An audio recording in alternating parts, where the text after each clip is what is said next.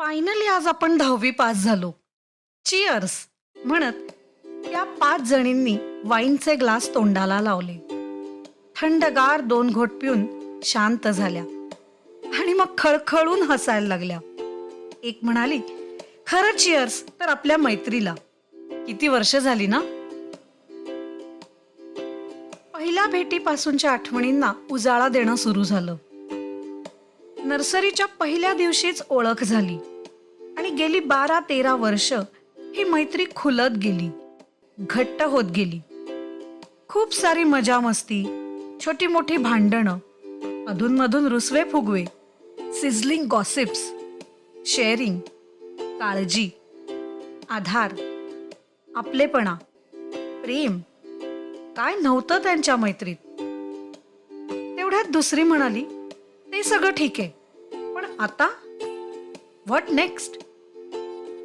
आणि त्या सगळ्या एकदम शांत झाल्या. खरंच आता ह्या पुढे काय? खूप मोठा प्रश्न.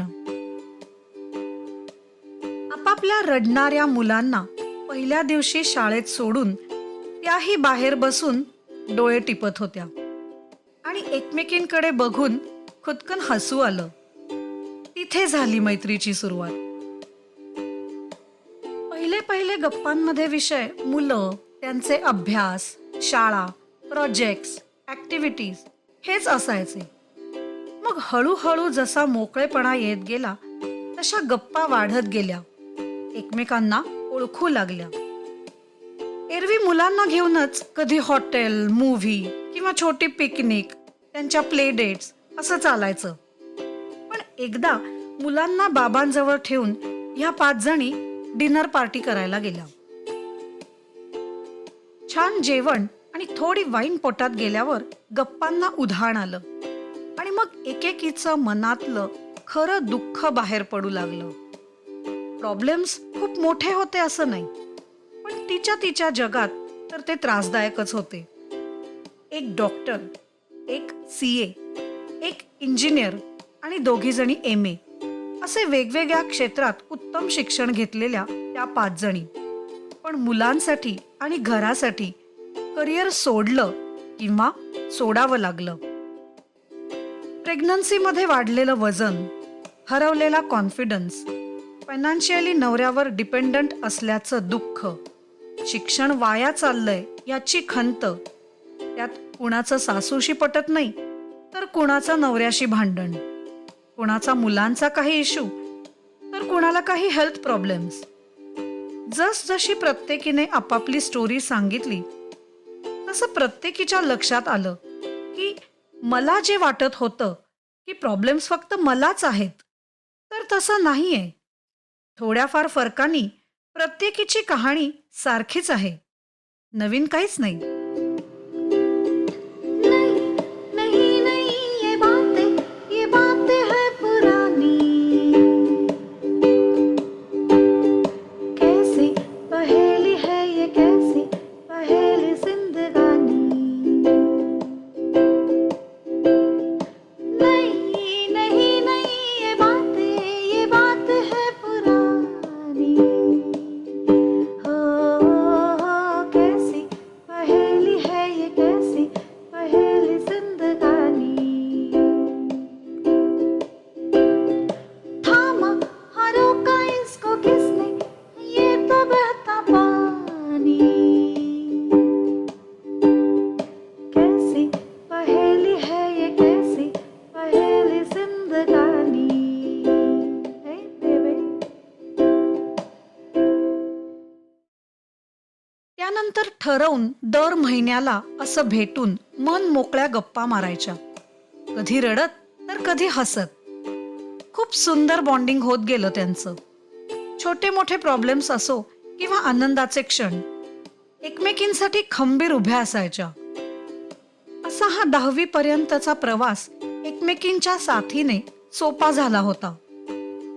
पण आता व्हॉट नेक्स्ट या प्रश्नाने खरंच निरुत्तर झाल्या होत्या.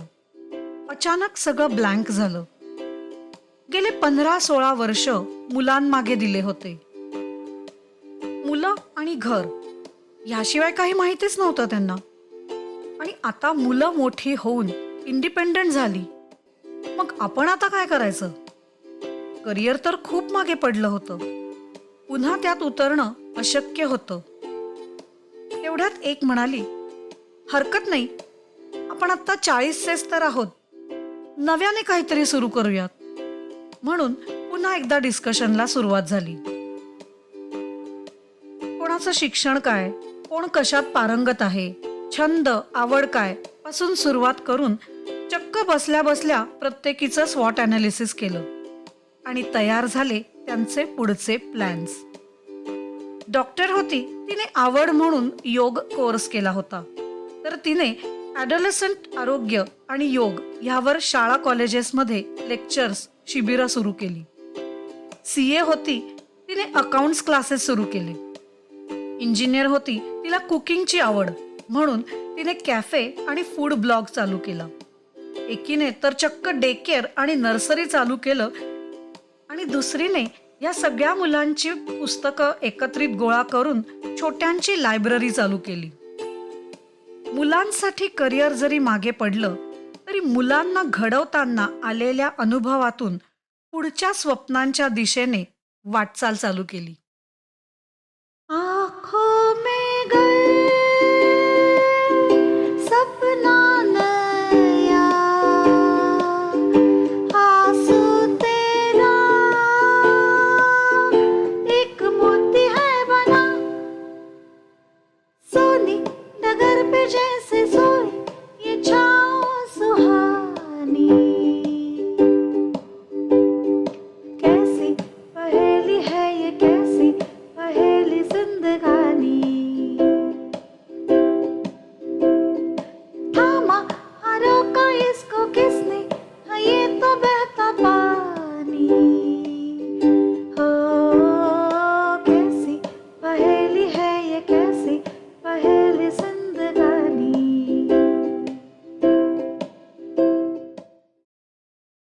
बघता बघता एकमेकींच्या साथीने आपापल्या कामात जम बसवला.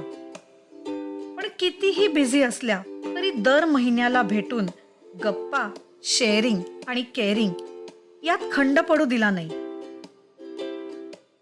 आज वयाच्या 50व्या वर्षी फ्रेंडशिप डेच्या निमित्ताने पुन्हा भेटल्या डिनर पार्टी करायला, आठवणींना उजाळा द्यायला आणि पुढचे नवीन प्लॅन्स बनवायला.